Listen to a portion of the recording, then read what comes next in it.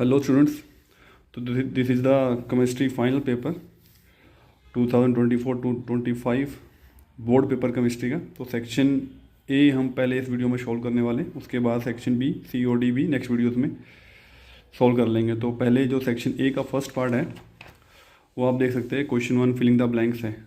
तो first question जो आप देख रहे हो तो ड्राई सेल इसका आंसर है। क्वेश्चन था कि dash is example of primary cell but dash is example of secondary cell. तो प्राइमरी सेल का एग्जाम्पल आपके पास ड्राई सेल था और जो सेकेंडरी सेल जो होता है वो निकल कैडमियम का सेल था।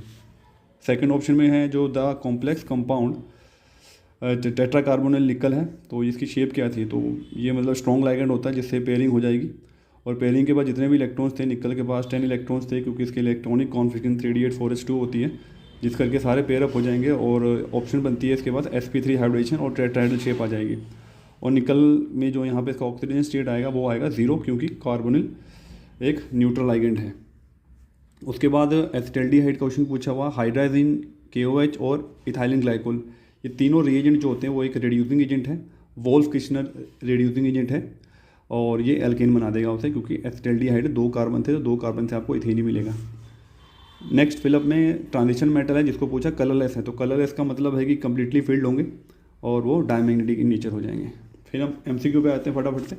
तो ये कार्बिलमाइन टेस्ट पूछा हुआ है जिसमें मतलब आपको मिथाइल साइनाइड दिया हुआ है, आइसोसाइनाइड बना है प्रोडक्ट और in the presence of alcoholic KOH। तो मिथाइल आइसोसाइनाइड बना है, इसका मतलब आपके पास जो अमाइन था वो मिथाइल अमीन था और in the presence of chloroform ये रिएक्शन होगी, क्लोरोफॉर्म प्लस अल्कोहलिक KOH। तो ये कार्बिलमाइन टेस्ट आ जाएगा, तो डी ऑप्शन रहेगा इसमें। नेक्स्ट रहेगा सेकेंड, ऑस्मोटिक प्रेशर। तो एक कोलिगेटिव प्रॉपर्टी है, तो that's why it depend upon the number of moles of solute, increase with the increase in the number of moles of solute. और सेकंड टेम्परेचर से directly proportional होगा, क्योंकि आपको पता ही होगा इसका formula pi is equal to C/R/T होता है। तो P और R दोनों ही हमारे करेक्ट हो जाएंगे, इसलिए ऑप्शन चला जाएगा आपके पास B option, P and R both are correct. फिर थर्ड पे चलते हैं, next one, which one is the following the alcohol is the strongest acid. तो स्ट्रॉन्गेस्ट एसिड आपको यहाँ पर फिनॉल मिलेगा। फिनॉल में आपको पता है sp2 हाइब्रिडेशन होती है और ये H रिलीज करने के बाद फिनॉक्साइड बनाता है। मिथेनॉल, इथेनॉल और तीनों जो है एलिफेटिक अल्कोहल है, इनका एसिडिक रिएक्टर कम होगा, तो ए ऑप्शन आएगा इसमें।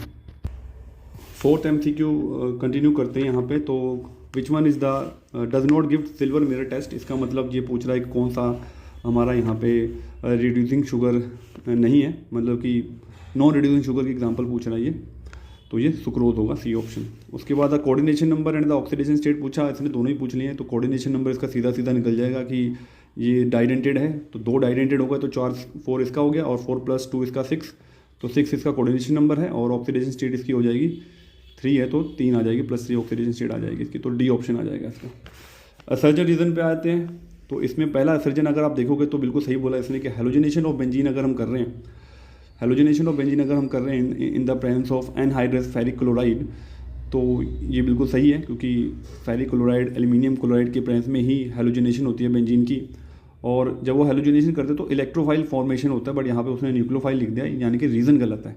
तो assertion is true, reason is false, C option हो जाएगा। सेवन्थ पार्ट असर्जन रीजन पे आते हैं दोबारा से। तो जिरकोनियम हॉफनियम जो पेयर ऑफ एलिमेंट्स है, same value of atomic ready, but वो डिफरेंट पीरियड्स में, बिल्कुल स्टेटमेंट सही है, सर्जन सही है और रीज़न भी सही दिया है क्योंकि ये जो सेम साइज हो जाता है ड्यू टू द लेंथेनेड कॉन्ट्रैक्शन होता है, तो बोथ A एंड R3 और करेक्ट एक्सप्लेनेशन भी आ जाएगा, ये इसका आंसर हो जाएगा। एक्सप्लेनेशन नहीं चल रही इस वीडियो में क्योंकि सिर्फ यहाँ पे आंसर दिए जा रहे हैं, क्योंकि आप +2 का एग्जाम दे चुके हो, आपको ऑलरेडी इनफ नॉलेज है, तो चेक योर करेक्ट आंसर, बस इसलिए ये वीडियो बनाई है मैंने। और now what will be the order of reaction if unit of K is mole -2L² second inverse. तो ये थर्ड ऑर्डर होगी, ठीक है। ऑर्डर ऑफ रिएक्शन और मॉलिकुलरिटी ऑफ रिएक्शन में डिफरेंस पूछा, बहुत इजी क्वेश्चन है इसके अंदर। तो ये एक्सपेरिमेंट ने एक ऑर्डर लिख दिया बस, एक ये एक्सपेरिमेंटली होता है और ये थ्योरेटिकल होता है, ठीक है। बाकी और भी डिफरेंस है, बहुत सारे होते हैं इसमें। नेक्स्ट इसमें पूछा हुआ है कि स्टेटमेंट गिवन है आपको और they are asking for order and molecularity. तो ऑर्डर इसका हो जाएगा, ऑर्डर तो दे ही रखा है यहाँ पे 3/2 और मॉलिकुलरिटी इसकी हो जाएगी 2, क्योंकि 2 रिएक्टेंट गिवन है। अब नेक्स्ट वीडियो में जो है वो हम सेक्शन बी को सॉल्व करते हैं।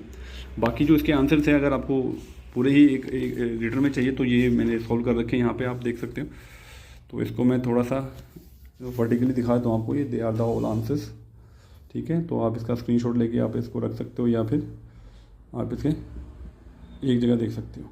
थैंक यू, मिलते हैं नेक्स्ट वीडियो में।